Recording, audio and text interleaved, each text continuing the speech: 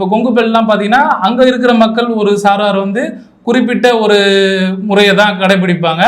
ஒரு குறிப்பிட்ட கட்சி தான் தொடர்ந்து அங்கே வந்து நீங்கள் சமுதாய அடிப்படையில் கூட வெற்றி தோல்விகள் தீர்மானிக்கப்படும்.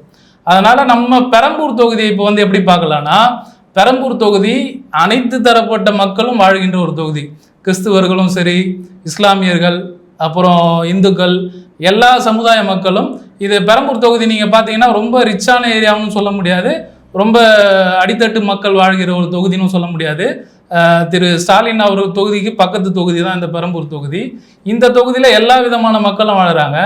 இங்கே வெற்றி தோல்வி எப்படி அமையும்ட்டு நம்ம கடந்த தேர்தலில் பார்த்தோன்னா, கடந்த தேர்தல் 2021 திமுக ஜெயிச்சிருக்காங்க. 19 இடைத்தேர்தல், அதாவது பி வெற்றிவேல் மறைவுக்கு பிறகு 2019 திமுக கைவசம் வருது. அதுக்கு முன்னாடி 2016 அதிமுக வேட்பாளர் வந்து வெற்றிவேல் ஜெயிக்கிறாரு. அதுக்கு முந்தைய 3 தேர்தல் பார்த்தீங்கன்னா அதிமுக கூட்டணி கட்சியான கம்யூனிஸ்ட் பார்ட்டிக்கு வந்து சிபிஐக்கு வந்து இந்த தொகுதியை ஒதுக்கியிருக்காங்க. தொடர்ந்து அதிமுக தலைமையிலான கூட்டணி தான் இந்த தொகுதியை வந்து கைப்பற்றி இருக்கு.